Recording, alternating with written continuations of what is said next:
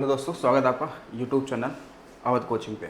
जैसा आपने देखा, हमने उत्तर भारत के विशाल मैदानों पे क्या क्या चर्चा किया है, तो उसी का जो अगला जो क्रम होगा आज हम लोग पढ़ेंगे कि जो आपका प्रादेशिक विभाजन के आधार पर हम लोग पढ़ेंगे उत्तर भारत का विशाल मैदान। ठीक है, तो चलिए आज देखते हैं हम लोग। जो टॉपिक हमारा होगा होगा उत्तर भारत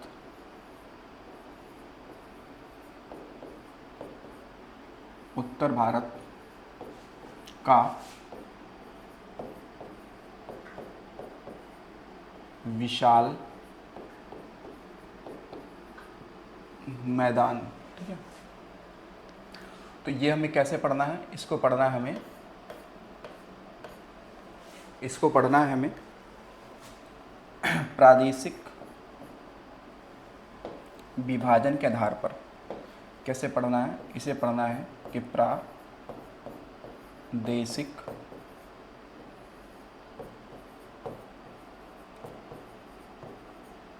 विभाजन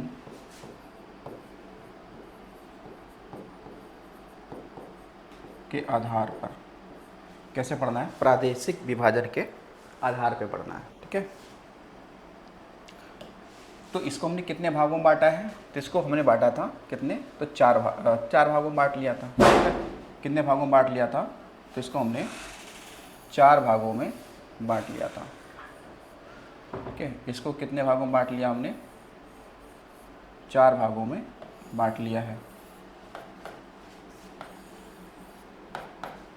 कितने भागों में बांट लिया हमने इसको, 4 भागों में बांट लिया है। ठीक है ना, कितने भागों में बांट लिया इसको, तो 4 भागों में बांट लिया है। तो कहेंगे कि वो 4 भाग कौन कौन से हैं। तो देखिए, जब इन 4 भागों की हम लोग बात करेंगे तो पहला तो हो जाएगा कौन सा, आपका पंजाब का मैदान हो जाएगा ना। कौन सा हो जाएगा, पंजाब का मैदान। ठीक है, अच्छा तब तक हम लोग पढ़ रहे हैं, लेकिन आप हमें कमेंट बॉक्स में एक आंसर बताइएगा कि राजस्थान के मैदान में जो बांगर उर्वर मृदा होती है, जो उपजाऊ मृदा होती है, उसे क्या कहते हैं। तो राजस्थान में बांगर की उपजाऊ या उर्वर जो मृदा होती है उसे क्या कहते हैं, इसे कमेंट बॉक्स में आप लिख के बताइएगा हमें। ठीक है, तो पंजाब का मैदान हो गया। ठीक है, इसके अलावा देखेंगे तो यहाँ पर आपका गंगा का, या फिर हम ये कह सकते हैं कि इसे हम लोग राजस्थान का मैदान पहले लिख लेते हैं। क्या होगा, राजस्थान का मैदान, राजस्थान का मैदान होगा। ठीक है, इसके अलावा राजस्थान के मैदान के बाद में आप देखेंगे तो यहाँ पर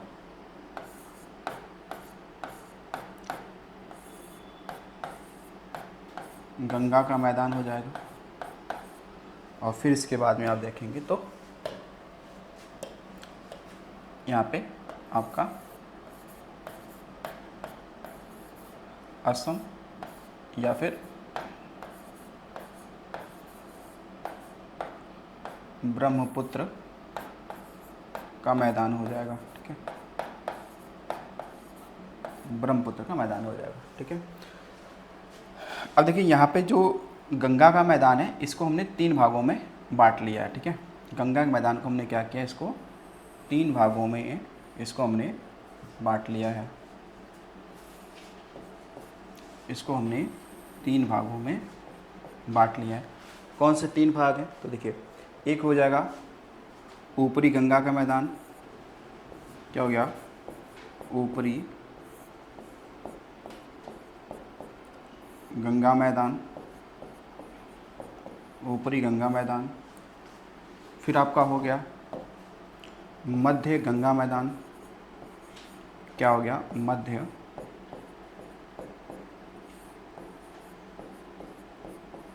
गंगा मैदान। और फिर हो गया आपका निम्न गंगा मैदान। फिर क्या हो गया आपका, निम्न गंगा मैदान। ये 3 भागों में हमने बांट लिया। अच्छा, अभी आगे देखेंगे तो इन जो ऊपरी गंगा का मैदान है, मध्य गंगा का मैदान है, इनको हम लोग और भागों में भी बांट सकते हैं। ठीक है, तो अध्ययन की सरलता के लिए हम लोग क्या करते हैं, इसको और भागों में बांट ले क्या। तो देखिए इसको 2 भागों में और बांट लेते हैं, इसको 2 भागों में और बांट लेते हैं। एक होगा आपका रोहेल खंड का मैदान, रोहेल खंड का मैदान हो जाएगा, और दूसरा हो जाएगा अवध का मैदान। दूसरा क्या हो जाएगा आपका,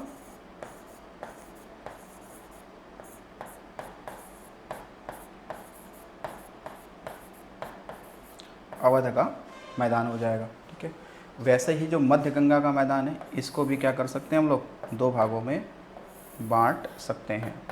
और इसमें 2 कौन से हो जाएंगे, देखिए एक तो हो जाएगा आपका सारण का मैदान। ठीक है, सारण का मैदान, सारण का मतलब हो गया छपरा का एरिया। कौन सा हो गया, छपरा का एरिया सारण का। और फिर हो गया आपका मगध का मैदान। ठीक है, फिर कौन सा हो गया, मगध का मैदान। तो मगध का मतलब हो गया क्या, मगध का मतलब हो गया कि जो आपका पटना है वो वाला क्षेत्र। कौन सा हो गया, पटना वाला वो क्षेत्र। ठीक है, तो ये हमने अपने अध्ययन के लिए हमने क्या किया है कि जो हमने प्रादेशिक विभाजन करना है, ठीक है, मैदानों का, वो 4 भागों में बांटा हमने। कितने भागों में, 4 भागों में बांटा है। कितने भागों में बांटा है, 4 भागों में। एक कौन सा है, पंजाब का मैदान, राजस्थान का मैदान, गंगा का मैदान और असम का मैदान और ब्रह्मपुत्र का मैदान। ठीक है, तो आप देखेंगे अभी आगे पढ़ेंगे कि ऊपरी गंगा का मैदान किन 2 नदियों के बीच में रुहेलखंड का मैदान बनाता है। जैसे आप देखेंगे उधर रामगंगा और गोमती के बीच का जो स्थान है वो रुहेलखंड का मैदान है। ठीक है, इधर आप देखेंगे कि गोमती और आगे गंडक के बीच में अवध का मैदान है। ठीक है, ऐसे हम लोग आगे पढ़ेंगे अभी। ठीक है, तो चलो, तो इनमें सबसे पहले हमें क्या पढ़ना होगा, सबसे पहले पढ़ना है हमें पंजाब का मैदान। ठीक है, कौन सा पढ़ना है, पंजाब का मैदान। तो देखिए अगला हेडिंग डालते हैं हम लोग, पंजाब का मैदान।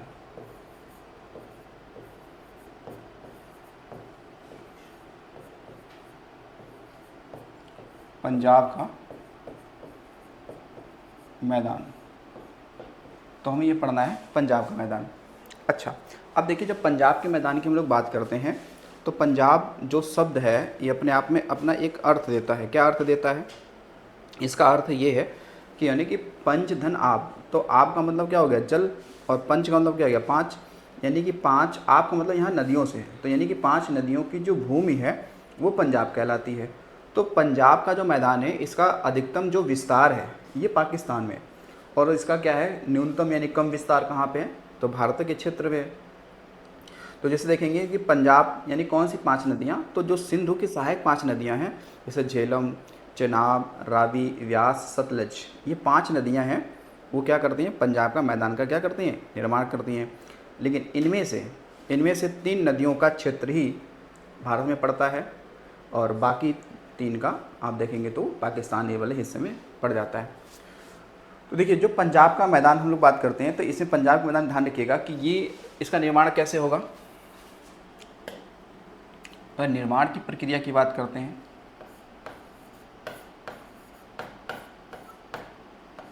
निर्माण कैसे हुआ, तो कहेंगे कि सिंधु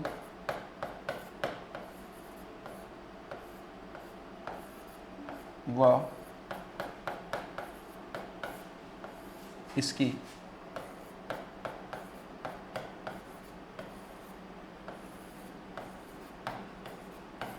सहायक नदियाँ,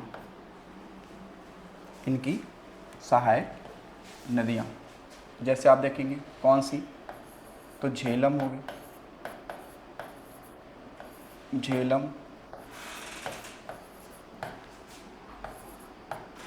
चेनाब, रावी,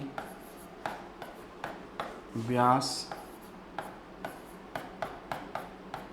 व सतलुज, ठीक है, आदि। तो ये कुछ नदियाँ ऐसी हैं कि इनके द्वारा लाई गई जो बाढ़ या जल होता है उससे जो निर्मित मैदान है उसे कहते हैं पंजाब का मैदान। ठीक है, क्या बोलते हैं, पंजाब का मैदान कहते हैं। देखिए पंजाब का मैदान के कह सकते हैं जो विस्तार है, इसका जो विस्तार है वो ऐसा नहीं केवल भारत में ही है। तो इसका जो विस्तार की बात करेंगे तो इसका विस्तार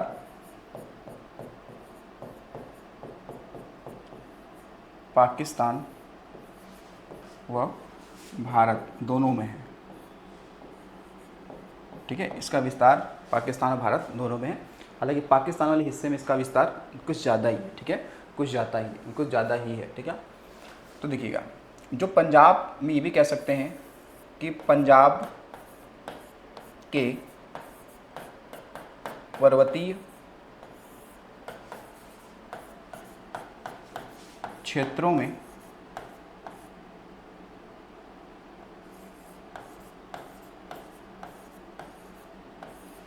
तो देखो पंजाब के पर्वतीय क्षेत्रों में अपरदन से निर्मित, ठीक है, अपरदन से निर्मित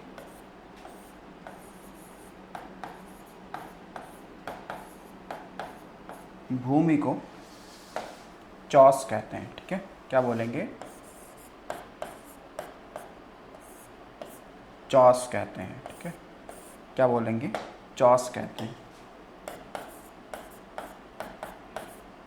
चौस कहते हैं। ठीक है, और ये ऐसी भूमि कहाँ मिलेगा अधिकतम? तो ये अधिकतम कहाँ मिलेगा? तो कह सकते हैं पंजाब के कहाँ पर? तो एक ज़िला है कौन सा? होशियारपुर में। तो जो पंजाब का ज़िला है ना आपका होशियारपुर, वहाँ पे देखेंगे तो आपको चौस भूमि मिलेगी। चौस भूमि क्या है कि पंजाब में जो पर्वतीय एरिया हैं उन पर्वतीय एरिया में जो नदियों के अपरदन से जो निर्मित भूमि है उसे चौस कहते हैं। ठीक है, क्या बोलेंगे? उसे चौस कहते हैं। ठीक है, ध्यान रखिएगा। अब देखिएगा जो पंजाब का जो मैदान आपका है, तो मैंने क्या बताया, जो पंजाब का आपका मैदान है ये यहाँ पे कुछ मतलब जो अनुपजाऊ मृदा है उसे अनुर्वर भूमि कहते हैं, वेटलैंड भी कहते हैं पंजाब वाले कुछ एरिया में। ठीक है, अच्छा इसके अलावा देखेंगे कि ये कौन कौन सी नदियाँ हैं जो इनके बीच में ये क्षेत्र आपका बनाया गया है। ठीक है, या बना हुआ है। ठीक है, तो या फिर एक चीज़ और यहाँ पे देख लेंगे कि आपसे पूछा जाएगा कि दोआब का मतलब क्या है। ठीक है, दोआब का मतलब क्या है? तो यहाँ लिखेंगे कि दोआब का मतलब है क्या कि दो नदियों के बीच की भूमि। ठीक है, दो नदियों के बीच की भूमि जो क्या होगी? सर्वाधिक क्या होती है? उपजाऊ होती है। क्या होगी? सर्वाधिक उपजाऊ होती है। सर्वाधिक क्या होती है? उपजाऊ होती है। ठीक है, जैसे आपने इतिहास में पढ़ा होगा कि जो एमबीटी था मोहम्मद बिन तुगलक, उसने दोआब कर में वृद्धि कर दी थी। दोआब कर में वृद्धि करना का मतलब क्या है? क्योंकि दोआब क्षेत्र में कृषि अच्छी होती है तो इसलिए वहाँ पे टैक्स उसने बढ़ा दिया था। किसने? मोहम्मद बिन तुगलक ने बढ़ा दिया था। ठीक है, तो दो नदियों के बीच की भूमि को हम लोग क्या कहेंगे? दोआब कहेंगे। और इसकी विशेषता क्या होती है? ये सर्वाधिक क्या होती है? उपजाऊ होती है। सर्वाधिक क्या होती है? उपजाऊ होती है। तो चलो देख लेते हैं कि पंजाब का मैदान का विस्तार कहाँ है। ठीक है, और उनके बीच में कौन कौन से दोआब बनते हैं। ठीक है, कौन कौन से दोआब बनते हैं। ठीक है, तो यहाँ पे सबसे पहले हम लोग क्या करते हैं कि एक डायग्राम बना लेते हैं।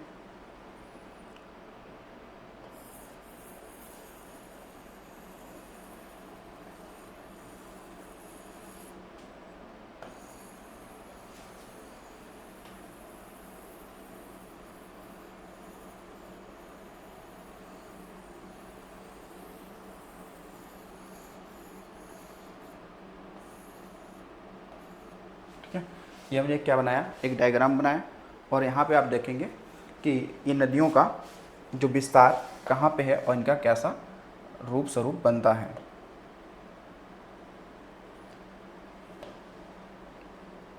ठीक है, देखिए ऊपर एक नदी यहाँ से आते ही निकल के इस साइड से कैलाश मानसरोवर वाले हिस्से से इस तरीके से यहाँ पर, ठीक है, इस वाले हिस्से में आती है।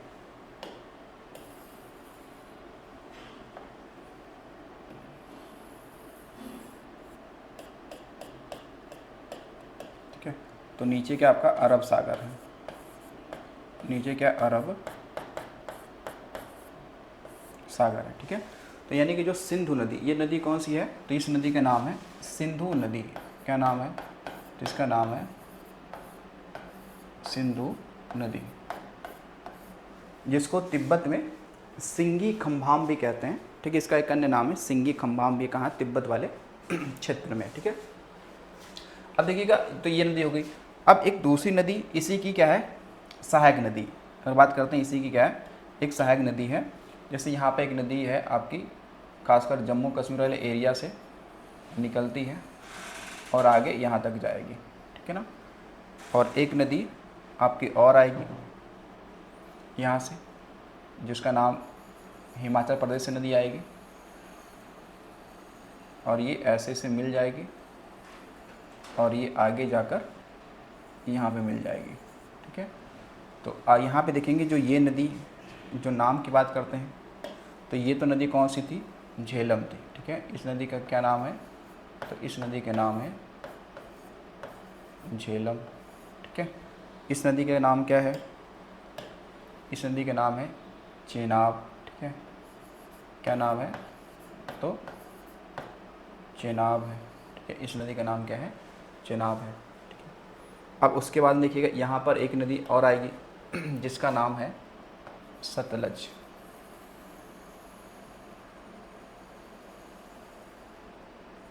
तो ये जाके किससे मिल जाएगी, ये मिल जाएगी चेनाब में, ठीक है।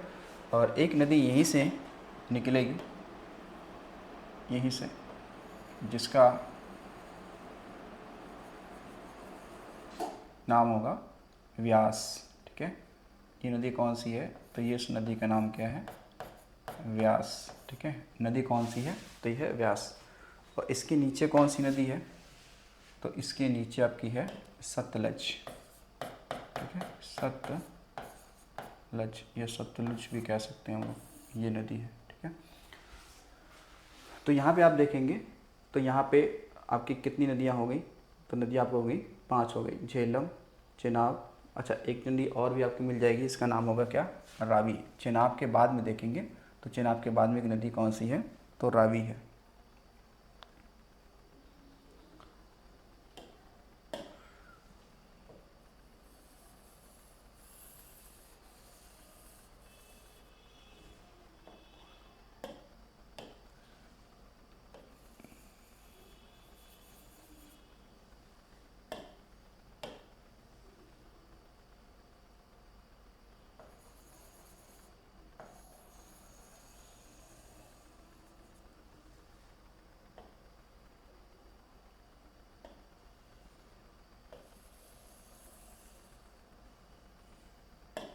तो यहाँ पे एक नदी कौन सी दूसरी हो जाएगी,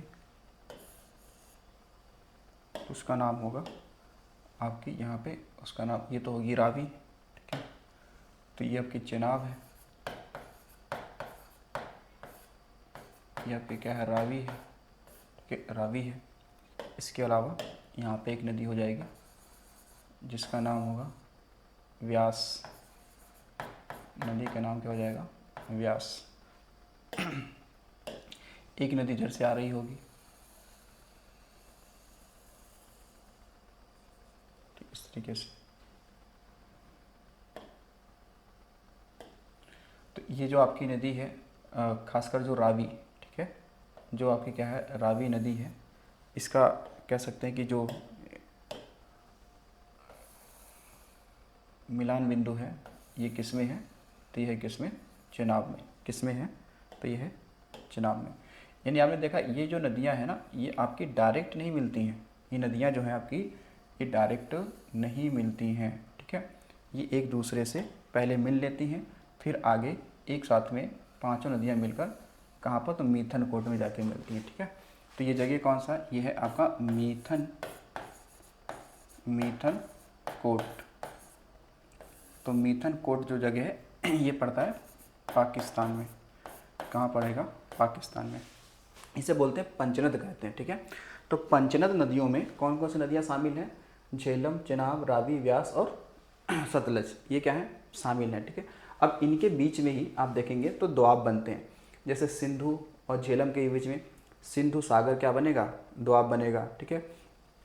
उसके अलावा देखेंगे तो झेलम और चेनाब के बीच में आपका चल दोआब बनेगा, ठीक है। चेनाब और रावी के बाद में, ठीक है, चेनाब और रावी के बीच में आप देखेंगे तो यहाँ पर एक दोआब बनेगा, इसे हम लोग बोलते हैं क्या, रचना दोआब बोलेंगे। क्या बोलेंगे, रचना दोआब बोलेंगे, ठीक है। तो चलो हम लोग देते हैं कि किन नदियों के बीच में कौन कौन सा दोआब है। तो अगर सवाल हो कि सिंधु और झेलम के बीच में कौन सा दोआब है, तो बताएंगे सिंधु सागर। कौन सा है, सिंधु सागर, ये हो जाएगा। दूसरा आप देखेंगे तो झेलम और चेनाब के बीच में, ठीक है, क्या हो जाएगा आपका झेलम और चेनाब के बीच में, ठीक है। तो झेलम और जो चेनाब के बीच में इसके जो बनती है वो बोलती है कौन सी, तो बोलते हैं कि कहीं कहीं चज लिखा होता है, कहीं कहीं चल दोआब भी लिखा होता है, ठीक है। क्या बनेगा आपका, ऐसे चज, ठीक है, चज दोआब बनेगा, चज दोआब बन जाएगा, ठीक है।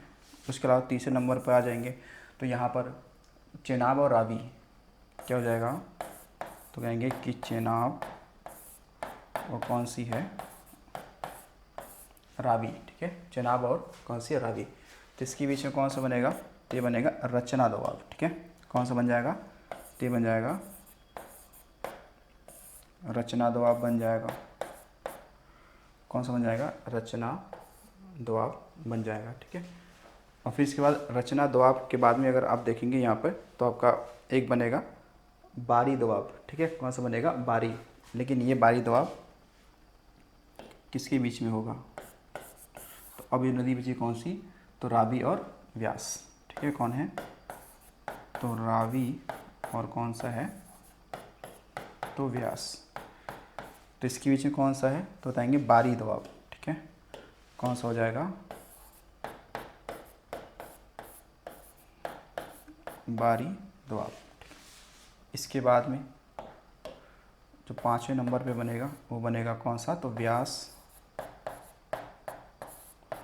और सतलज, ठीक है, सतलज। इसके बीच में कौन सा होगा, तो फिर आप बताएंगे विष्ट दोआब, ठीक है। कौन सा हो जाएगा, विष्ट दोआब हो जाएगा, ठीक है। कौन सा हो जाएगा, विष्ट दोआब हो जाएगा, ठीक है। अच्छा, यहाँ पे आप देखेंगे कभी भी सवाल आपसे ये पूछा जाए अगर कि भारत में किन दोआबों का विस्तार है, भारत में अगर दोआब पूछता है, ठीक है, भारत में अगर दोआब पूछता है तो आप किसे बताएंगे, ठीक है। तो यहाँ पे क्या आपका ये रचना दोआब। तो अब यहाँ पे इसको मैंने अलग इसलिए लिख दिया क्योंकि भारत में जो विस्तार है, ठीक है, भारत में जिन दोआबों का विस्तार है वो दो दोआब हैं। एक कौन सा है, रावी, और एक है बारी दोआब, और एक क्या है आपका विष्ट दोआब, ठीक है, बारी और विष्ट दोआब। यानी कि भारत में देखा जाए तो भारत में इन दो दोआबों का क्या है, विस्तार है। तो यानी कि यहाँ पे देखिएगा रावी और किसके बीच में, व्यास के बीच में कौन सा है, बारी दोआब। और यहाँ पे देखो बारी दोआब हो गया, और यहाँ पे देखिएगा व्यास और सतलज के बीच में कौन सा दोआब है, तो वो है विष्ट दोआब। कौन सा है आपका, विष्ट दोआब है। तो यहाँ पे देख पा रहे हैं कि ये जो पंचनद हैं, ये जो पंचनद नदियाँ हैं, इन्हें हम लोग क्या बोलते हैं, इन्हें बोलते हैं पंचनद, ठीक है। क्या बोलेंगे, पंचनद कहेंगे। इनको ध्यान रखना कि पंचनद में कौन कौन सी नदियाँ क्या होती है, शामिल होती हैं। तो वो शामिल होगी कहाँ से, झेलम से लेकर शुरू होगा। तो देखो इसमें सिंधु शामिल नहीं होती है, पंचनद में सिंधु शामिल नहीं है। तो झेलम हो गया, चेनाब हो गया, रावी हो गई, व्यास हो गया और सतलुज हो गया, ठीक है। तो ये किस में आते हैं, ये पंच दोआब में आते हैं, ठीक है। क्या बोलते हैं, पंच दोआब में शामिल है, या पंचनदों में क्या शामिल है। तो पंचनद में कौन शामिल नहीं है, सिंधु शामिल नहीं है, ठीक है, सिंधु शामिल नहीं है। तो पंजाब का जो मैदान है, पंजाब का जो मैदान है, इसका अधिकतम विस्तार कहाँ पे है, तो पाकिस्तान में, ठीक है। तो ये जितने भी ये एरिया आपको दिख रहा है ये सभी क्या है, ये पंजाब का मैदान है। तो आपको अधिकतम विस्तार कहाँ दिख रहा है, अधिकतम विस्तार ये हिस्सा किसका, ये वाला हिस्सा, ये है पाकिस्तान का, ठीक है। तो ये हो जाएगा पाकिस्तान का, ठीक है। चलो, आपने सुना होगा कि एक विश्वविद्यालय है जिसका नाम है तक्षशिला विश्वविद्यालय। तो अगर कभी पूछ ले कि तक्षशिला विश्वविद्यालय किन दो नदियों के बीच में है, तो वो सिंधु और झेलम के बीच में है। कौन सा, तक्षशिला, जो कि कहाँ पे है, पाकिस्तान में। कहाँ पे है, पाकिस्तान में। चलो, अब आते हैं, हम लोग पढ़ते हैं राजस्थान का मैदान। क्या बोलेंगे, राजस्थान का मैदान। किसका मैदान पढ़ने वाले हैं, राजस्थान का मैदान पढ़ेंगे, ठीक है। राजस्थान का मैदान पढ़ने वाले हैं। तो देखिए, राजस्थान का जो मैदान है, इसको भी हम दो भागों में बांट सकते हैं। एक तो राजस्थान का मरुस्थलीय क्षेत्र, और एक क्या होगा कि राजस्थान में जो बांगर, ठीक है, जो बांगर उपजाऊ या उर्वर मृदा मानी जाती है, जैसे हम लोग उसे एक अन्य नाम देते हैं, जिसे हम लोग खास कर एक नाम देते हैं राजस्थान वाले को, इसे हम लोग बोलते हैं क्या, रोही भूमि, ठीक है। मैंने आपसे सवाल पूछा था ना कि राजस्थान में जो बांगर उर्वर मृदा है उसे क्या कहते हैं, तो उसे रोही कहते हैं। क्या बोलेंगे, रोही कहते हैं। तो राजस्थान का मैदानी भाग देख रहे हैं, ठीक है। तो देखिए, आपने कुछ संरचना ऐसे देखा होगा कि जिससे अगर हम लोगों ने एक हम मैप देख लें किसका, ये राजस्थान का हमने क्या देखा, इस तरीके से एक हमने मैप ले लिया, ठीक है। तो इसमें आप देखेंगे कि ये वाला जो हिस्सा होगा अरावली का, ये क्या उनकी श्रृंखला है, कौन सी है, तो है ये अरावली पर्वत श्रृंखला। कौन सी है, अरावली पर्वत श्रृंखला, ठीक है, अरावली पर्वत श्रृंखला। तो इसका काम ये है, इस देखो, तो अरावली पर्वत श्रृंखला के पश्चिम में क्या है, आपका मरुस्थलीय क्षेत्र है। इधर कैसा है, तो इधर आपका क्षेत्र कैसा मिलेगा, तो मरुस्थलीय, ठीक है, या फिर कह सकते हैं रेगिस्तान, रेगिस्तान आपका होगा, ठीक है। जबकि इसके इस साइड में देखेंगे, जबकि इसके इस साइड में आप देखेंगे अरावली की साइड में, तो यहाँ पे मृदा कैसे मिलेगी, यहाँ पे मृदा मिलेगी कैसी, बांगर की उर्वर मृदा, ठीक है, उर्वर मृदा मिलेगी, ठीक है ना, उर्वर मृदा, जिसे राजस्थान में क्या बोलेंगे, रोही कहते हैं। क्या बोलेंगे, रोही मृदा कहते हैं। तो बांगर की उर्वर मृदा राजस्थान में क्या कहलाएगी, रोही कहलाती है, ठीक है। क्या कहलाएगी, रोही कहलाएगी। अच्छा, सवाल अगर ये पूछा जाए कि अरावली पर्वत श्रृंखला किन दो भौतिक भागों को अलग करती है, तो वो मरुस्थलीय भाग को उधर अलग करेगी, और इस साइड में क्या है, केंद्रीय उच्च भूमि, ठीक है, केंद्रीय उच्च भूमि को भी क्या करेगी, ये अलग करती है, ठीक है। तो राजस्थान में ये पूछा जाएगा आपसे कि बांगर की उर्वर मृदा जो उपजाऊ है उसे क्या कहते हैं, तो उसे कहते हैं रोही कहते हैं, ठीक है, इसे रोही कहते हैं। अब देखो, जो राजस्थान का कह सकते हैं मैदान है, इसका ऐसा नहीं कि विस्तार केवल भारत में ही है, ठीक है, ऐसा नहीं कि इसका विस्तार क्या है, केवल भारत में नहीं है, भारत के अलावा ये पाकिस्तान में भी इसका विस्तार है, ठीक है। कहाँ पे है इसका विस्तार, तो ये पाकिस्तान में भी क्या है, इसका विस्तार हो जाता है, ठीक है। तो राजस्थान के मैदान के विस्तार की बात करें, ठीक है, विस्तार में कि विस्तार इसका कहाँ से कहाँ तक है, तो इसका विस्तार हम बता सकते हैं कि इसका जो विस्तार है, तो पश्चिम में क्या है, पाकिस्तान, ठीक है, पश्चिम में क्या है, पाकिस्तान, ठीक है, यहाँ पर है। इसके बाद में उत्तर में देखा जाए तो हरियाणा, हरियाणा पंजाब में है, हरियाणा पंजाब में भी क्या इसका विस्तार है, हरियाणा पंजाब में इसका विस्तार है, पंजाब। वह दक्षिण में कहाँ, तो गुजरात में भी, ठीक है, दक्षिण में कहाँ, तो ये गुजरात में भी इसका क्या है, विस्तार है। तो अगर आ जाए कि राजस्थान का मैदान का विस्तार कहाँ कहाँ तक है, तो पाकिस्तान तक है, हरियाणा पंजाब ये उत्तर में हो जाएगा, और दक्षिण में क्या हो जाएगा, गुजरात तक इसका क्या हो जाएगा, विस्तार हो जाएगा, ठीक है। अब देखिए, राजस्थान के पश्चिमी हिस्से में जैसे कि यहाँ पे जो ज़िले हैं ना पश्चिमी हिस्से में, जैसे हनुमानगढ़ हो गया, जैसे आप देखो गंगानगर हो गया, ठीक है। तो यहाँ पर जो भूमि होती है ना ये उपजाऊ है। कैसे उपजाऊ है? तो सिंचाई के सहारे। सिंचाई के सहारे मतलब यहाँ पे इंदिरा गांधी नहर को निकाला गया है। तो ध्यान रखिएगा कि राजस्थान के पश्चिमी क्षेत्र से यहाँ पर ये क्या आपका है, तो ये इंदिरा गांधी नहर है। क्या है? इंदिरा गांधी नहर है। तो ये कहाँ है? तो पश्चिमी राजस्थान में, ठीक है। तो देखो पश्चिमी राजस्थान में जो आज खेती संभव है, यहाँ पे कृषि जो संभव है वो क्यों संभव है? क्योंकि यहाँ से क्या निकाला गया? इंदिरा गांधी नहर निकाली गई है, जो कि भारत की क्या है? सबसे लंबी नहर है। भारत की क्या है? सबसे लंबी नहर है। हनुमानगढ़, जैसे बाड़मेर, और क्या होगा? हनुमाननगर, गंगानगर। तो आपने पढ़ा ही गंगानगर में गेहूं की खेती सबसे अधिक होती है राजस्थान में। तो किसके सहारे होती है? तो इंदिरा गांधी नहर के सहारे ही होती है, ठीक है। उसके अलावा देखेंगे कि राजस्थान के मैदान में कुछ संरचनाएं पाई जाती हैं, उनको ध्यान रखना। राजस्थान के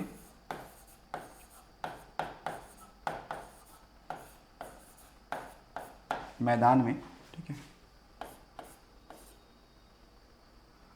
आपके क्या पाए जाएंगे? राजस्थान के मैदान में आपकी कुछ आकृतियाँ पाई जाए, जैसे बालसन हो गया। क्या हो गया? बालसन हो गया। जैसे आप देखेंगे तो प्लाया हो गया, ठीक है, प्लाया हो गया। इसके बाद देखेंगे तो बालू का स्तूप हो गया, ठीक है। क्या हो गया? बालू का स्तूप हो गया। क्या? बालू का स्तूप हो गया। इसके अलावा अन्य चीज़ें भी, बालू के टीले हो गए आदि, ये सारे मिलते हैं, ठीक है, ये सारे मिलते हैं। बालसन मतलब क्या हो गया? बालसन आप देखेंगे तो ये एक अर्धचंद्राकार, क्या है? अर्धचंद्राकार, ये क्या है? रेत की आकृति है, जो होगा बालसन कहलाता है। और आप देखेंगे तो खासकर बहुत सारी ऐसी झीलें हैं जो प्लाया झीलें मानी जाती हैं, ठीक है। तो राजस्थान के मैदान में कुछ आपकी झीलें मिलेंगी, ठीक है। जैसे सांभर झील है, ये क्या? बालसन का उदाहरण है, ठीक है। जैसे आप देखोगे कि जो सांभर झील है, सांभर झील, तो सांभर झील की विशेषता क्या है कि ये भारत की सबसे बड़ी, ये क्या है? भारत की सबसे बड़ी अंतःस्थलीय क्या है? खारे पानी की झील है। ना, भारत की ये क्या है? तो सबसे बड़ी, भारत की सबसे बड़ी खारे पानी की ये क्या? अंतः, तो इसको अलग से आप लिख सकते हो, क्योंकि ये कैसा है? तो अंतःस्थलीय है, ठीक है। कैसा है ये? तो अंतःस्थलीय झील है। कैसी है? तो ये अंतःस्थलीय झील है, ठीक है। अंतःस्थलीय का मतलब हो गया कि इसकी सीमा समुद्र से नहीं लगी है, इसकी सीमा समुद्र से नहीं लगी, चारों तरफ ये लैंड से ही घिरा हुआ है, ठीक है। तो ये जो सांभर झील है ये बालसन का क्या उदाहरण है, ठीक है। क्या है? बालसन का क्या है? उदाहरण है, ठीक है। ये किसका उदाहरण है? तो ये बालसन का उदाहरण है, ठीक है। बालसन का उदाहरण कौन है? तो सांभर झील है, ठीक है। कुछ पलाया झीलें होती हैं, ठीक है। जैसे राजस्थान के मैदान में आपको क्या मिलेंगे? कुछ आपकी पलाया झीलें हैं, ठीक है। कुछ क्या आपकी पलाया झीलों की बात करते हैं। तो पलाया झीलों में आप देखेंगे तो जैसे क्या होगा? देगाना एक झील है। फिर आप देखेंगे तो डिडवाना झील है। फिर आपका लूड़ सकड़, ठीक है, लूड़ सकड़ एक आपकी है, लूड़ सकड़। तो ऐसे कुछ झीलें हैं जो क्या है? पलाया झीलें। तो पलाया झीलें आप जानते हो, पलाया झीलें क्या होती हैं कि जब क्या होता है? रेत है और मान लो कि मरुस्थलीय क्षेत्र है, तो वहाँ पे आपको पूरा खुला एरिया मिलेगा। तो वहाँ पे जो कह सकते हैं कि जो हवाएं हैं बहुत तेज़ी के साथ चलती हैं। जब तेज़ी के साथ चलती हैं तो वो मिट्टी को क्या करती हैं? रेत को अपने साथ में उड़ा ले जाती हैं, और जहाँ से उड़ाती हैं तो वहाँ पे क्या होता है? गड्ढा बन जाएगा, और जब गड्ढा बन जाता है तो वो जल स्तर को प्राप्त कर लेती हैं, या भविष्य में कभी वर्षा होती है तो उसमें जल भर जाता है, तो उसे कहते हैं प्लाय झीलें। तो ये आकार में छोटी होती हैं, लेकिन जो बालसन है वो थोड़ा आकार में बड़ा होता है, ठीक है, वो क्या होगा, आकार में बड़ा होता है। तो जो राजस्थान का मैदान है, ठीक है, तो राजस्थान का मैदान है, यहाँ पर आप देखेंगे तो खनिज, राजस्थान के मैदान में आप कहेंगे तो यहाँ पे खनिज संपदा पाई जाती है, ठीक है। राजस्थान के मैदान में अब ध्यान रखना कि यहाँ पे खनिज के क्या पाए जाते हैं, भंडार पाए जाते हैं, ठीक है। जैसे वो चूना पत्थर हो गया, आपका चूना पत्थर हो गया, या फिर हम लोग कह सकते हैं यहाँ पर जो आपका जिप्सम हो गया, जिप्सम हो गया, ठीक है, क्या हो गया आपका, जिप्सम हो गया,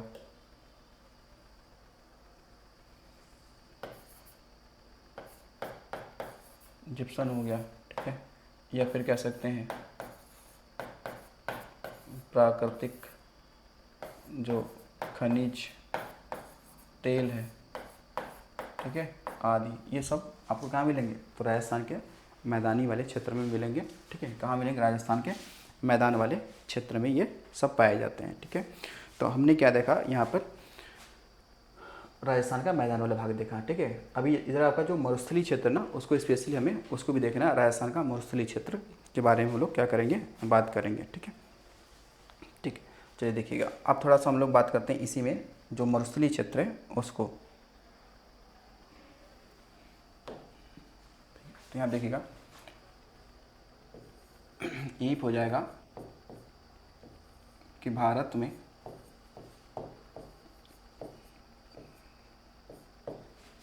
क्या हो जाएगा, मरुस्थलीय क्षेत्र, भारत में मरुस्थलीय क्षेत्र, ठीक है। तो भारत में जो मरुस्थलीय क्षेत्र पाया जाता है उसका क्या नाम है, तो उसका नाम है थार मरुस्थल या थार रेगिस्तान, ठीक है ना। इसका नाम क्या है, तो इसका नाम है, उसका नाम है थार मरुस्थल, नाम क्या है। तो अगर आ जाए भारत में जो मरुस्थल पाया जाता है उसे क्या कहते हैं, उसे कहते हैं थार मरुस्थल बोलते हैं, ठीक है। और इसका जो विस्तार है वो केवल भारत में ही नहीं है, हालांकि इसका विस्तार ज़्यादा तो पाकिस्तान में है। तो अगर विस्तार की बात करते हैं तो विस्तार कहाँ पे है, पाकिस्तान में है, और कहाँ पे है, भारत में है।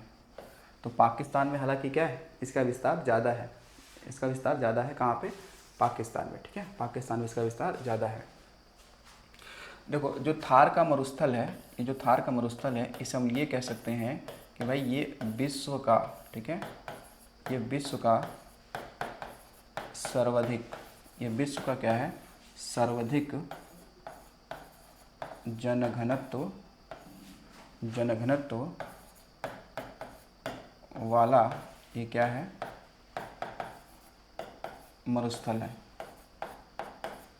ये विश्व का सर्वाधिक जनघनत्व वाला क्या है, मरुस्थल है। तो यहाँ पे कितना जनघनत्व है, तो ये ध्यान रखना कितना, तो 83 व्यक्ति प्रति वर्ग किलोमीटर, ठीक है, ये है। हालांकि ये पूछा गया था आपसे, देखा ये शायद पेट में ये सवाल में पूछा गया था कि जो थार का मरुस्थल है यहाँ पे जनघनत्व रेट क्या है, तो 83 व्यक्ति प्रति वर्ग किलोमीटर में यहाँ पे रहते हैं, ठीक है, इतने लोग यहाँ पे रहते हैं। उसके अलावा देखिएगा, ये थार का मरुस्थल आपने देख लिया, किसका विस्तार अधिकतम कहाँ है, पाकिस्तान में, ठीक है। पाकिस्तान में एक प्रांत पड़ता है बलूचिस्तान, तो बलूचिस्तान में क्या इसका विस्तार कुछ ज़्यादा है, बलूचिस्तान में क्या इसका विस्तार कुछ ज़्यादा है, ठीक है।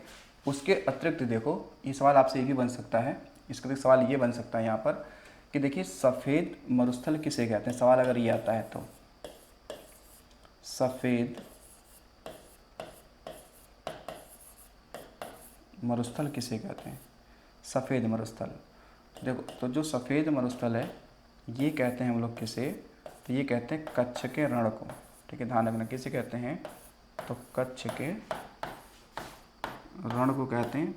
और ये एरिया कहाँ पे है, तो ये है गुजरात में, ठीक है, कहाँ पे, गुजरात में। तो अगर आज सफ़ेद मरुस्थल किसे कहते हैं, तो कच्छ के रण को कहते हैं, क्योंकि यह क्षेत्र जो होता है ना वो नमकीन और दलदल से निर्मित होता है, जो आप कहते हो हजारों किलोमीटर क्षेत्र में क्या है, ये फैला हुआ है, ठीक है ना। तो ये जो आपका कच्छ का जो रण है, ये कच्छ का जो रण है, ये कह सकते हैं कि नमकीन व दलदल से क्या निर्मित है, से क्या है, ये निर्मित है, जो काफ़ी बड़ा एरिया इसका, मतलब कई हज़ार किलोमीटर में है। आपने देखा कि कच्छ का जो रण है वो एक ज़िला भी है, जो भारत का क्या सबसे बड़ा ज़िला है, क्या है, सबसे बड़ा ये ज़िला हो जाता है, ठीक है।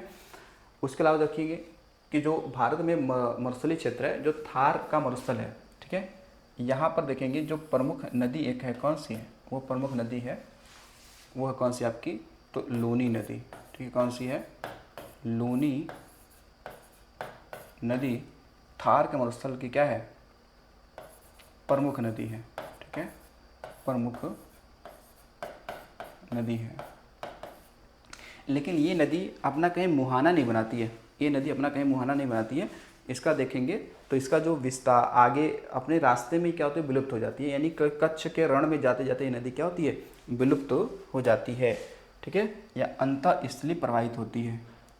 तो हम ये कह सकते हैं कि जो लूनी नदी है, लूनी नदी, इसके बारे में ये कह सकते हैं कि यह अपने मार्ग में क्या हो जाती है, तो ये विलुप्त हो जाती है, क्या, विलुप्त हो जाती है, ठीक है। यानी कि लूनी नदी जो है वो क्या है, अंतःस्थलीय नदी है, ठीक है, ये क्या है आपकी अंतःस्थलीय नदी है, या अंतर्वाही नदी है, ठीक है, अंतःस्थलीय, ठीक है, अंतःस्थलीय मतलब स्थल के अंदर से, ठीक है, या अंतर्वाही नदी है, ठीक है। ये नदी कैसे होगी, अंतःस्थलीय कह सकते हैं, या फिर कह सकते हैं अंतर्वाही है, अंतर्वाही नदी है, ठीक है, क्या है, अंतर्वाही नदी है जो, और ये कच्छ के रण में क्या होती है, विलुप्त हो जाती है, अपने मार्ग में विलुप्त हो जाती है, ठीक है ना। और ये नदी मुहाना नहीं बनाती है, कहीं क्या होगी, नदी मुहाना ये नहीं बनाती है, ठीक है। तो इन सबको क्या रखना है, आपको याद रखना है। यानी हमने पढ़ा है खासकर जो आपके राजस्थान का मैदान है, ठीक है, उसके बारे में पढ़ा है, और फिर हमने पढ़ा थार का मरुस्थल पढ़ा है। अच्छा, जो मरुस्थल की बात करते हैं तो उनको ध्यान रखना कि जो हमारा थार का मरुस्थल है, जो थार का मरुस्थल है, ये कैसा मरुस्थल है, ये ध्यान रखना, ये शुष्क मरुस्थल है। कैसा है ये, शुष्क मरुस्थल है। कहोगे क्यों शुष्क मरुस्थल क्यों है, क्योंकि ये कर्क रेखा के उत्तर में है, क्या है, कर्क रेखा के उत्तर में, क्या है, कर्क रेखा के उत्तर में है। और यहाँ पर आप देखेंगे तो थार का मरुस्थल में क्या होता है कि यहाँ पे क्या था, 25 सेंटीमीटर, ठीक है, प्रति सेंटीमीटर से कम वार्षिक वर्षा होती है, 25 सेंटीमीटर से कम क्या होती है, वार्षिक वर्षा होती है, वार्षिक वर्षा होती है, ठीक है। तो अगर किसी भी एरिया में 25 सेंटीमीटर से कम वार्षिक वर्षा हो और वो क्या हो, कर्क रेखा के उत्तर में या दक्षिण में हो, तो वो कैसा मरुस्थल होगा, कैसा होगा, शुष्क होगा, ठीक है। और अगर ये कहा जाए कि एक आपका देखा होगा खासकर जो लद्दाख का पठार है या लद्दाख का क्षेत्र है, ठीक है, वो कैसा है, तो ठंडा मरुस्थल है, ठीक है, कैसा मरुस्थल है, वो ठंडा है, यानी कोल्ड डेजर्ट है, कैसा, कोल्ड डेजर्ट है। तो अगर आप देखेंगे कि भारत में कोल्ड डेजर्ट कौन सा है, कोल्ड डेजर्ट की बात करते हैं तो वो कौन सा है आपका, तो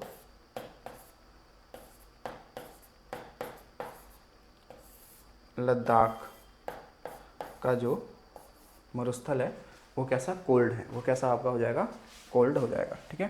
तो हमने राजस्थान के मैदान के बारे में पढ़ लिया है, ठीक है। अब आते हैं हम लोग कहाँ पर, तो वो होगा आपका गंगा का मैदान। क्या होगा आपका, गंगा का मैदान, ठीक है, गंगा का मैदान, ठीक है। तो इसको हम लोग कुछ इस तरीके से पढ़ लेते हैं। जैसे आपने देखा कि गंगा नदी का उद्गम लोग हम पढ़ते हैं, तो ये नदी का नाम क्या है, गंगा है, जो कितने राज्यों में बहती है, 5 राज्यों में बहती है, और कितना किलोमीटर है, तो 2525 किलोमीटर है, ठीक है। तो ये कहाँ पर, तो बे ऑफ बंगाल में क्या बनाएगी, तो ये बनाएगी मुहाना बनाती है, क्या बनाती है, मुहाना बनाती है। तो देखो यहाँ से आप देखेंगे एक नदी, ऊपर से नदी एक आती है, इस नदी का नाम है राम गंगा, नाम क्या है, राम गंगा। और ये कहाँ आके मिलती है, तो ये मिलती है कन्नौज में। कहाँ मिलती है ये, तो ये एरिया जो होगा आपका, ये होगा कौन सा, कन्नौज का, कन्नौज में आके यह नदी मिल जाती है। फिर आगे का एरिया देखेंगे ये, तो यहाँ पे एक नदी आती है, इस नदी का नाम है गोमती, कौन सी है, गोमती। और ये नदी आगे कहाँ पर, तो गाजीपुर में, गाजीपुर में जाके मिल जाती है, कहाँ मिल जाती है, गाजीपुर में जाके मिल जाती है। फिर उसके बाद में आप देखेंगे तो यहाँ पर एक नदी आपकी मिलेगी गंडक, ये नदी कौन सी आपकी है, गंडक नदी है, ठीक है। गंडक नदी के आगे आप देखेंगे तो यहाँ पे आपको मिलेगी सोन नदी, कौन है, सोन नदी है, ठीक है। फिर आगे मिलेंगे, आपको मिलेगा ये नदी कौन सी है, तो ये आपकी महानंदा, महानंदा, कौन सी है, महानंदा। और नीचे से एक नदी जाती है यहाँ पे, इस नदी का नाम है सोन नदी, क्या है, सोन नदी, ठीक है, कौन सी है, आपकी सोन नदी, ठीक है। तो देखिए यहाँ पे अब जब भी सवाल आपसे ये बनता है, और एक आपका नदी यहाँ से एक बड़ी नदी आके जाके मिल जाती है यहाँ पर, इसका नाम क्या है, यमुना, कौन सी है, यमुना, कौन सी है, यमुना नदी है। तो देखिए यहाँ पर जो ये रामगंगा और गोमती के बीच में, रामगंगा और गोमती के, अच्छा ये भी सवाल बन सकता है आपसे कि ऊपरी गंगा नदी कहाँ से कहाँ तक है, ऊपरी गंगा नदी कहाँ से कहाँ तक है। तो देखिए रामगंगा से लेकर कहाँ तक, तो यहाँ पर गंडक तक, ये क्या है आपका ऊपरी गंगा, क्या हो जाएगा, ऊपरी गंगा मैदान हो जाएगा। और गंडक से लेकर सोन तक क्या हो जाएगा, मध्य गंगा मैदान हो जाएगा। और सोन से लेकर महानंदा तक क्या हो जाएगा, आपका निम्न गंगा का मैदान हो जाएगा, ठीक है, निम्न गंगा का मैदान हो जाएगा। तो रामगंगा से लेकर कहाँ तक, गंडक तक, कौन सा हो जाएगा, तो ये होगा ऊपरी गंगा मैदान हो जाएगा, ठीक है, ये मैदान हो जाएगा। फिर यह देखेंगे आपका मध्य गंगा मैदान हो जाएगा, मध्य गंगा मैदान हो जाएगा। और ये इधर आपका क्या हो जाएगा, निम्न गंगा मैदान हो जाएगा, ठीक है, निम्न गंगा मैदान हो जाएगा, ठीक है। तो ये आपका देखेंगे तो ये ऊपरी गंगा मैदान कहाँ होगा, जो यूपी का पश्चिमी हिस्सा है, और यूपी का पूर्वी हिस्सा और बिहार का पूर्वी हिस्सा मध्य गंगा में आता है, और बिहार का पूर्वी और पश्चिम बंगाल का पश्चिमी हिस्सा किसमें आएगा, तो निम्न गंगा मैदान में आ जाएगा, ठीक है। अब देखो यहाँ पे आपसे सवाल ये पूछा जा सकता है कि रामगंगा और गोमती के बीच में कौन सा मैदान बनता है, तो यहाँ पे मैदान आपका बनेगा रुहेलखंड का मैदान, क्या बनेगा, रुहेलखंड मैदान बनेगा, ये क्या बनेगा, रुहेलखंड मैदान बनेगा। इसके अलावा जब आगे चलेंगे तो देखिए गोमती और गंडक के बीच में आप देखेंगे तो यहाँ पे क्या बन जाएगा, आपका अवध का मैदान बन जाएगा, क्या बन जाएगा, अवध का मैदान बन जाता है, क्या बनता है, अवध का मैदान बन जाता है, ठीक। तो ये गाजीपुर नदी मिल जाएगी, ठीक है। जो गंडक आप देखेंगे तो ये आगे जाकर मिल जाएगी कहाँ पर, तो खासकर हाजीपुर में मिल जाएगी, ठीक है, हाजीपुर में मिल जाएगी। अब देखो जो सोन नदी है, तो सोन नदी के आसपास के एरिया जो बनता है, ये बनता है हम लोग सारण का मैदान कहते हैं। क्या बोलते हैं? सारण का मैदान कहते हैं। ठीक है, सारण यानी कि छपरा का मैदान कहते हैं। ठीक है, सारण मतलब क्या हो गया? छपरा हो गया। ठीक है, तो इसी आगे और पहुँचेंगे तो यहाँ पर आपको मिल जाएगा कौन सा? तो वो हो जाएगा मगध का मैदान। ठीक है, तो ये आप देख पा रहे हैं कि यानी गंगा का जो ऊपरी मैदान जो मध्य गंगा मैदान है और निम्न गंगा मैदान है। ठीक है, तो अब देखो यहाँ पे खासकर आगे की जगह पड़ती है कौन सी? फरक्का। ठीक है, फरक्का। तो फरक्का कहाँ पड़ता है? पश्चिम बंगाल में पड़ता है। तो फरक्का तक ही क्या आपका निम्न गंगा मैदान है। ठीक है, अब जो मध्य गंगा मैदान है यहाँ पे क्या होता है? बाढ़ यहाँ पे ज़्यादा आता है। ठीक है ना, यहाँ पे ध्यान रखिएगा कि इस एरिया में एक बात करें तो मध्य गंगा मैदान में बाढ़ क्या होता है? ज़्यादा आता है।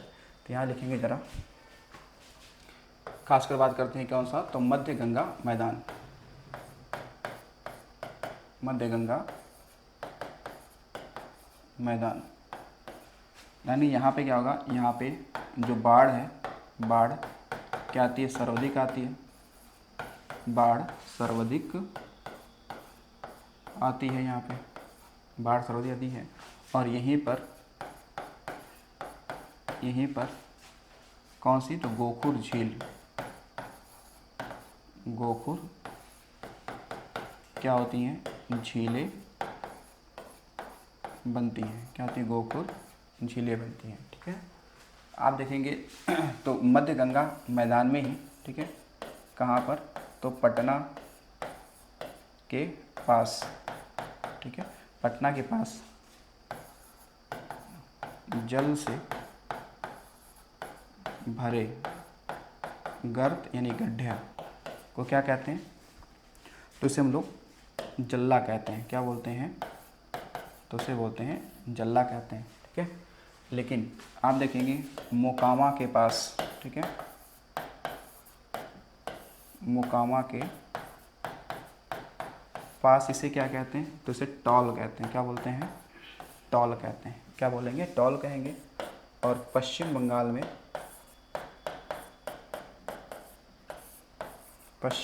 में इस गड्ढे को क्या कहते हैं? तो कहते हैं बिल कहते हैं। क्या बोलते हैं? बिल कहते हैं। क्या बोलते हैं? बिल कहते हैं। ठीक है, उसके बाद देखो पश्चिम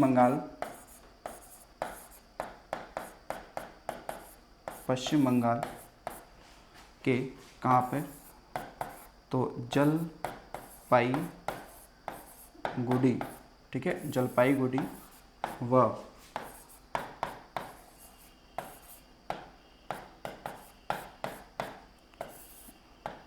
दार्जिलिंग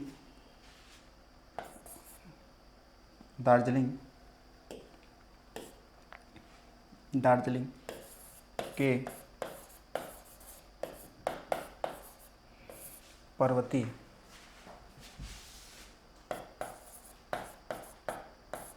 क्षेत्र के मैदान को क्या कहते हैं? तो बताएंगे इसे कहते हैं दुआर कहते हैं। क्या कहते हैं? दुआर कहते हैं। ठीक है, दुआर कहते हैं। तो इनको भी आपको क्या रखना है? ध्यान रखना है। तो ये समझ लिया आपने, यानी कि मध्य गंगा मैदान के बारे में। तो इससे सवाल ज़्यादा बनता है कि गंगा का कौन सा वो क्षेत्र है, कौन सा मैदानी भाग है जहाँ पे बाढ़ ज़्यादा आती है? तो मध्य गंगा मैदान है। यहीं पे गोखुर झीलें बनेगी। ठीक है ना, गोखुर झीलें गाय के खुर जैसा बन जाएगा। ठीक है, तो पटना के आसपास में जो जल से भरे गड्ढे होते हैं, ठीक है, ध्यान रखना, पटना के आसपास में जो जल से भरे गड्ढे होते हैं उसे क्या कहते हैं? उसे कहते हैं जल्ला कहते हैं। ठीक है, लेकिन मोकामा के पास, ठीक है, मोकामा के पास यानी पटना के और आगे चलेंगे, मोकामा के पास इसे टॉल कहते हैं। और पश्चिम बंगाल में इसे बिल कहते हैं। क्या बोलते हैं? बिल कहते हैं। पश्चिम बंगाल भी बात कर लो और चाहे असम की बात कर लो, तो पश्चिम बंगाल और असम वाले एरिया में जो जल से भरे गड्ढे होते हैं उसे बिल कहते हैं। जैसे असम में सुना होगा, असम में आपकी कुछ झीलें हैं। ठीक है, असम में आपकी क्या है? झील है।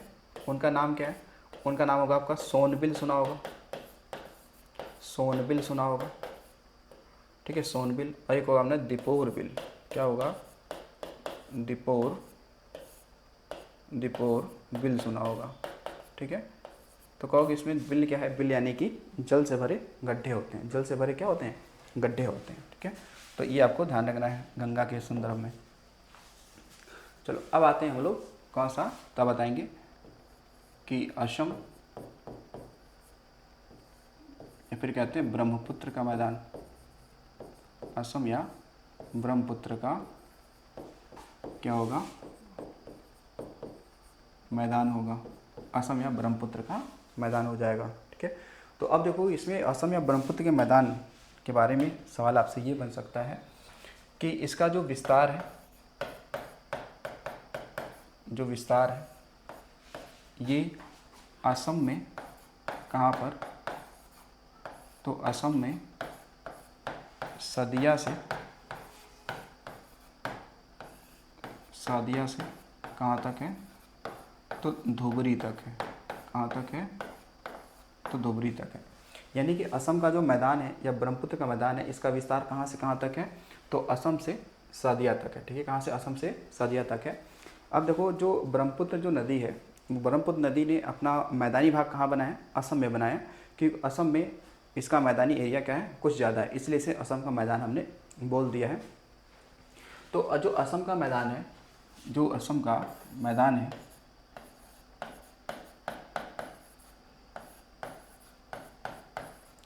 असम मैदान में पटसन,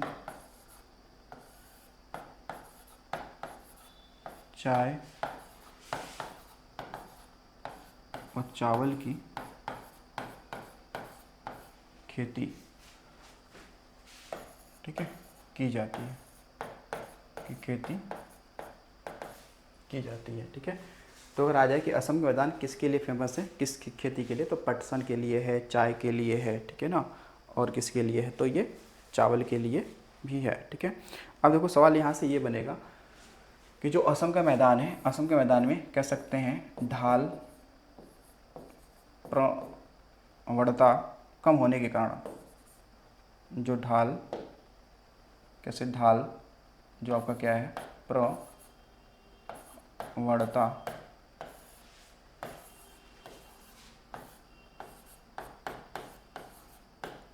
कम होने के कारण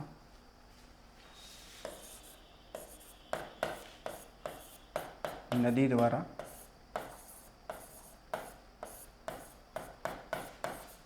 कई द्वीपों का क्या किया गया है, निर्माण किया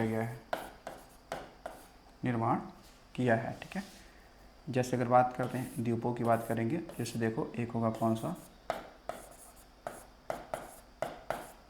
माजुली द्वीप, और दूसरा कौन है आपका, उमानंदा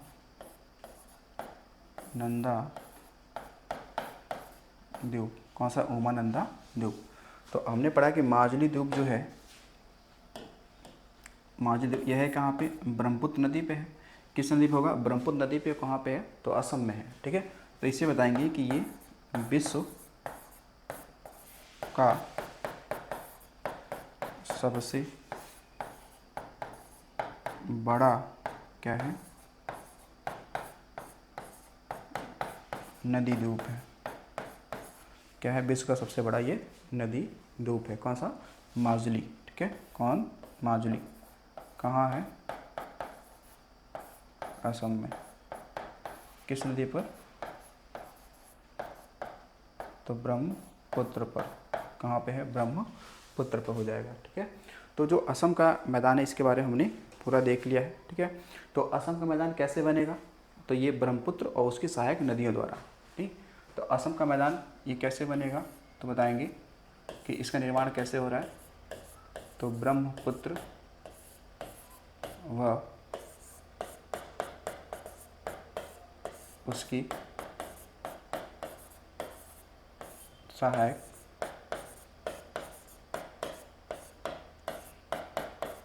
नदियों द्वारा ये क्या है, निर्मित है। ठीक है, नदियों द्वारा क्या हो जाएगा, ये निर्मित हो जाएगा। ठीक है, तो ये आपको खासकर इस पर विशेष रूप से ध्यान देना है। ठीक है, असम का मैदान यानी ब्रह्मपुत्र का मैदान। ठीक है, चलो तो हम देखते हैं कि हमने क्या क्या पढ़ा है इसके संदर्भ में। तो यहाँ पे देखो हमने शुरुआत किया था यहाँ से, ठीक है। तो हमने पढ़ा था ये कि उत्तर भारत का विशाल मैदान कैसे प्रादेशिक विभाजन के आधार पर, ठीक है, इन सबको हमने देख लिया था, ठीक है। तो आप इससे तो हमने कैटेगराइज कैसे किया इसको आपको समझ लेना है। फिर हमने देखा पंजाब के मैदान की क्या विशेषता थी, ठीक है ना, और फिर इसको हमने डायग्राम पे भी एक बार क्या कर लिया है, समझ लिया है आगे कि ये कौन कौन सी नदियाँ कैसे कैसे हैं, ठीक है, किन के बीच में कौन सा दबाव बनता है। फिर उसके बाद में आपने देखा यहाँ पे राजस्थान के मैदान के बारे में हमने चर्चा किया है, ठीक है। फिर उसके बाद में हमने भारत में जो मरुस्थलीय क्षेत्र है उसमें हमने चर्चा किया है, ठीक है। तो ये ध्यान रखना इंपॉर्टेंट है। सफ़ेद मरुस्थल किसके बारे में, सफ़ेद मरुस्थल किसे कहते हैं, तो कच्छ के रण को कहते हैं सफ़ेद मरुस्थल, ठीक है। और थार का मरुस्थल हमारा कैसा है, तो शुष्क मरुस्थल है। फिर देखो गंगा का मैदान हमने पढ़ लिया, ठीक है, गंगा का मैदान पढ़ लिया, ठीक है। फिर उसके बाद में देखा गंगा के मैदान में जो मध्य गंगा का मैदान है इसकी क्या है विशेषता है, इसकी क्या है विशेषता है, ठीक है, ध्यान रखना। आगे देखो असम ब्रह्मपुत्र का मैदान पढ़ लिया, ठीक है, असम ब्रह्मपुत्र का मैदान पढ़ लिया, ठीक है। तो देखो एक चीज़ अभी और देखिएगा अब कि यहाँ पे क्या होगा कि हम लोग अगर इसका जैसे प्रादेशिक विभाजन पढ़ा है तो इसको हम अगर डायग्राम पर अगर देखते हैं तो इसकी संरचना कैसे बनेगी,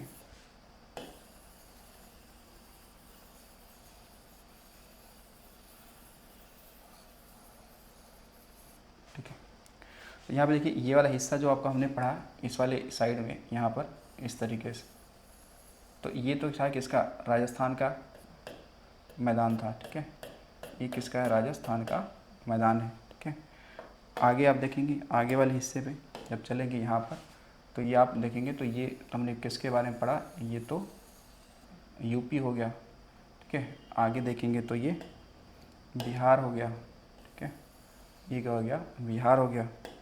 और इसके और आगे देखेंगे तो इस वाले हिस्से में नीचे की तरफ में यहाँ पर इस तरीके से ये कौन सा हिस्सा हो गया, तो वेस्ट बंगाल हो गया, ठीक है, वेस्ट बंगाल हो गया। और इसके इस वाले हिस्से में यहाँ पर इस तरीके से यहाँ पे असम में आप देखेंगे तो ये क्या असम या असम का मैदान या ब्रह्मपुत्र का क्या हो गया मैदान हो गया, ठीक है। तो यहाँ पर जब आपसे ये पूछा जाए कभी भी कि पूर्वी यूपी और पश्चिमी बिहार गंगा का कौन सा क्षेत्र पड़ता है, ठीक है, यहाँ पे गंगा का कौन क्षेत्र पड़ता है,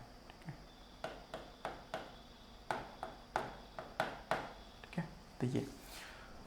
तो यहाँ पे एक बार इसे फिर समझो, देखिएगा ये क्या यूपी है, ठीक है, ये क्या आपका यूपी का क्षेत्र है, यूपी है, ये क्या आपका बिहार है, और ये क्या है राजस्थान है, क्या ये आपका राजस्थान है।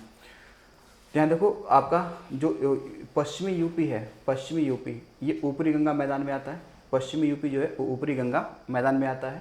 और पूर्वी यूपी और पश्चिमी बिहार, ठीक है ना, क्या होता है इस तरीके से रेखाएं देख लें इस तरीके से, ये इस तरीके से ऐसे।